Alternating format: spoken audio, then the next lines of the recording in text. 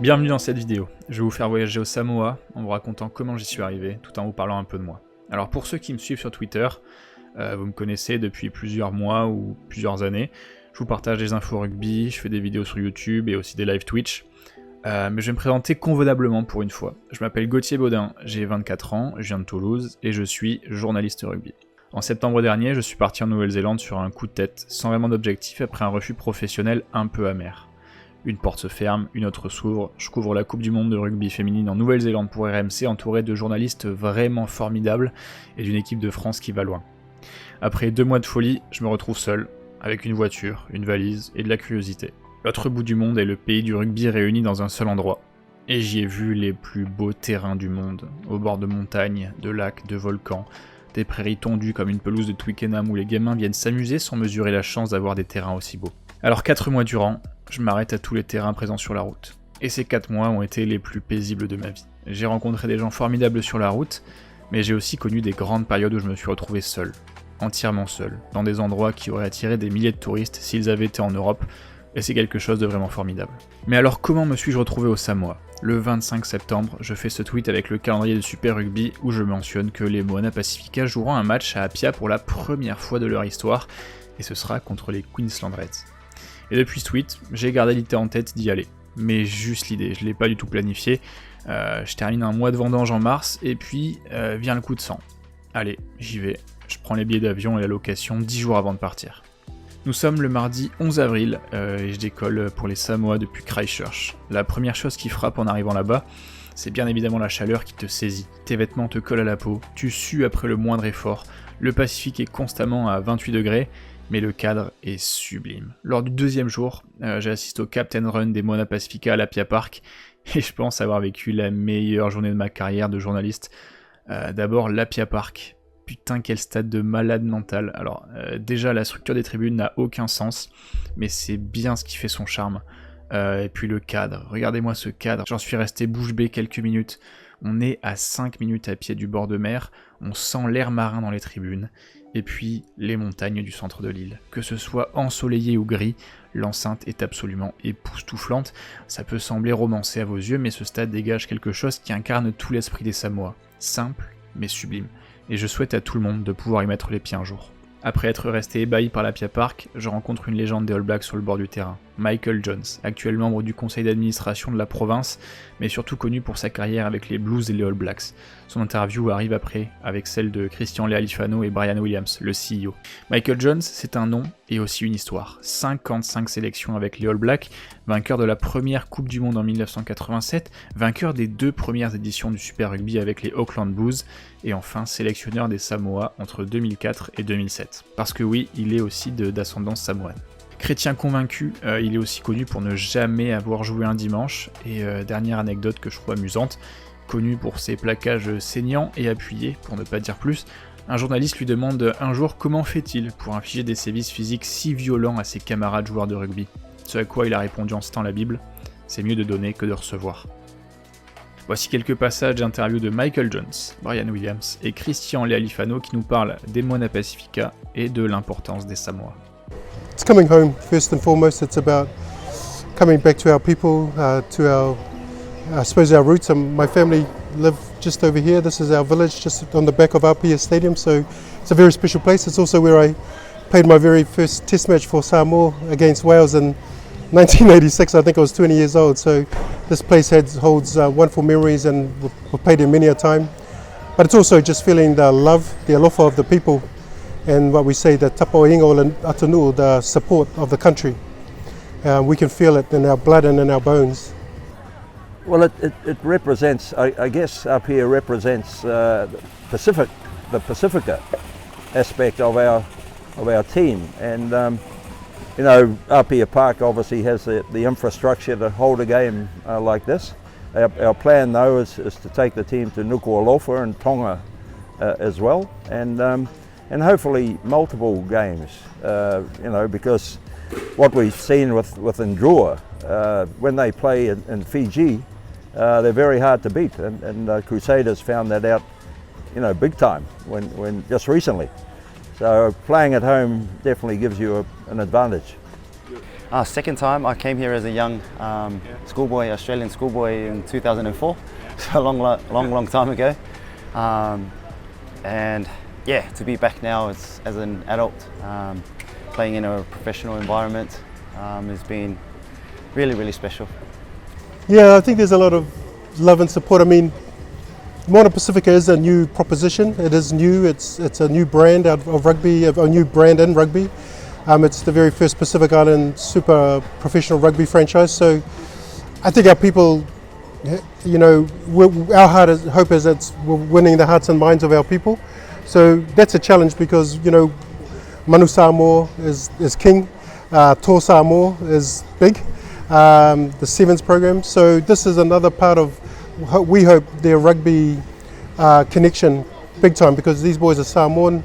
We're here to grow our game and to build Samoan rugby so that it becomes the powerhouse that it should be. Oh man, it's my bloodline, it's my heritage, it's where my parents were born, my grandparents. The history here for me is special, and to be given an opportunity to be in front of our people is something that is truly humbling to come back and inspire the next, generation of children that want to play professionally and choose rugby as a sport. So those kind of things make this opportunity really special. We've forged good relationships with Lakapi Samoa, the Samoan Rugby Union and the Tongan Rugby Union. That under-20 tournament that you talk about, lots of boys from Samoa and Tonga made up that team, including obviously some players in the New Zealand-based game as well. So we're trying very hard to find another Miracle Whailangi who came from the island. And Miracle, in his very first year at Super Rugby, has made a big impression. He's doing very well, and there's many more players like that. Absolutely, yeah. I mean, our people need inspiration. Our people need heroes, and these young men, can be part of that to just lift the I suppose the hearts and minds of our people. Absolutely, yeah. It's like another religion. That's how important rugby is in Samoa. It's just as like how the All Blacks are to New Zealand. I think that kind of rugby is a sport that can bring a nation together, and a lot of people love to support it and watch it, and kids playing it, like just driving around the villages and seeing kids playing touch rugby. And I think that's our whole purpose, is to inspire these young children to hopefully be one of us and these guys one day. We have blessed enough to have Miracle Whailangi, who's just 6 months ago was living here in the village and now playing Super Rugby. So it's somewhere where these kids could only have dreamt and watched on TV can now be a part of something like that. So yeah, definitely our boys are role models. Pour les Moana Pacifica, ce match est une première. Intégré au Super Rugby juste après la crise du Covid-19, la franchise a été obligée de s'installer à Auckland pour pouvoir jouer la compétition et s'affranchir des mises en quarantaine obligatoires en cas de voyages internationaux. Alors ce match à Apia, c'est une sorte de libération pour eux, qui ne souhaitaient que ça, pouvoir jouer devant leur famille, leurs amis et la nation des Samoa. Vendredi, jour de match, les Queensland Reds en face, la chaleur ne nous a pas abandonnés et la température sous le soleil est intenable. J'ai encore du mal à comprendre comment tu es censé jouer 80 minutes dans ces conditions.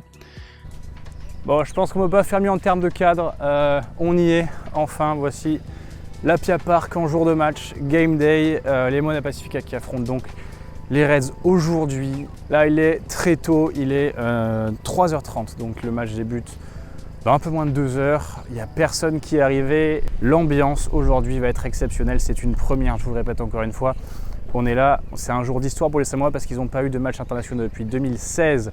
Donc avec le Pays de Galles, ça c'est pas un match international, c'est bien évidemment un match de Super Rugby. Donc ça remonte et c'est pour ça qu'aujourd'hui tout le monde est ici pour vivre l'histoire.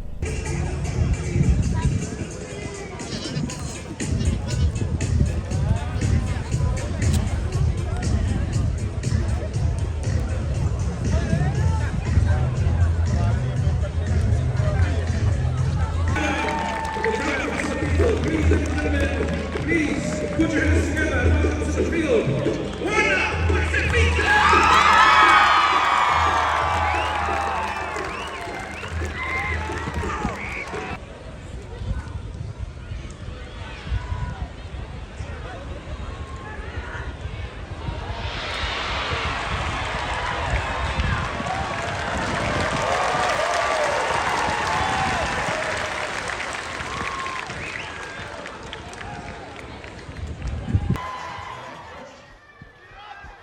Fala frees it up now. Here's that big crowd acknowledging as Fa'ilagi makes a run. He's got support from McCutcheon, and Miracle is going to score. The hometown hero, Miracle Fa'ilagi. Please do it for you.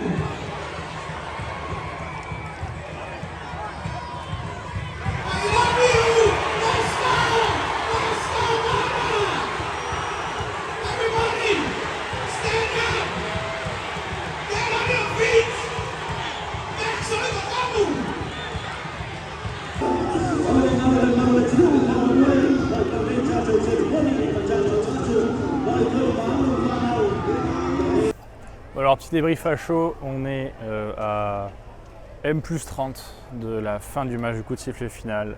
Définitivement l'Apia Park, c'est oui pour les matchs internationaux. Je pense que les Samoans n'attendent que ça parce que les Moana Pacifica, c'est quelque chose qui a été créé très récemment, donc la vibe est peut-être pas aussi incroyable que pourrait l'être celle des Samoans, des Manu Samoa ici. Donc je pense que la prochaine grande étape de l'île des Samoa, c'est d'accueillir un match international et ce serait une très belle chose pour le développement du rugby dans ce pays. Bon, les jours suivant le match, j'ai eu la chance de faire deux choses. D'assister au tournoi des collèges, sur lesquels je vous mettrai des vidéos forcément, au fil de la fin de la vidéo. Et la troisième chose, c'est de visiter les Samoa dans son entièreté. Et ça, je pense que ça n'a pas de prix parce que, un peu comme en Nouvelle-Zélande, tu te retrouves dans des endroits tout seul, alors que ça mériterait d'être assailli par les touristes. Et alors voilà, je vous mets des images. Mais ce genre de choses, de partir seul à l'autre bout du monde avec de l'incertitude qui ronge ton mental, de pas savoir où vraiment tu vas, au final je pense que ça forge. C'est très bateau, hein. Oh là là, les voyages ça forme la jeunesse. Mais là ça forme la jeunesse et ça forme le métier aussi, parce que quand t'es journaliste, c'est des choses que tu dois savoir faire, partir à l'autre bout du monde, te débrouiller. Et je pense qu'en fin de compte, c'est un voyage, au-delà d'être le plus beau voyage que j'ai jamais fait de ma vie, d'aller au Samoa, même si c'était que 10 jours, ça reste incroyable. Mais au-delà de ça, c'est quelque chose qui m'a encore plus donné envie de devenir journaliste, et en plus rugby, parce que ce genre de moment-là, se retrouver seul avec des légendes, que ce soit des ex-légendes ou des légendes actuelles, je pense que c'est des choses que tous les journalistes rêvent à qui ça arrive un jour. Et ça, j'ai eu la chance de le vivre et j'avais à peine 23 ans. Donc en plus de la Coupe du Monde féminine, je pense que c'est quelque chose qui m'apportera beaucoup. Mais voilà, j'espère vous avoir fait vivre un semblant de ce que j'ai vécu, parce que ce sera quand même pas mal. Et j'espère que la vidéo vous a plu, que vous aussi, vous êtes un peu tombé amoureux des Samoa. Mais dans l'idée, c'était vraiment de vous partager cette aventure avant l'introduction des Samoa, parce que c'est quelque chose qui m'a marqué et je voulais le vous partager. Donc n'oubliez pas de lâcher un like, un commentaire, dites ce que vous avez aimé, dites ce que vous auriez aimé dans la vidéo en plus. Et j'espère que ça vous a plu bien évidemment. Et merci beaucoup.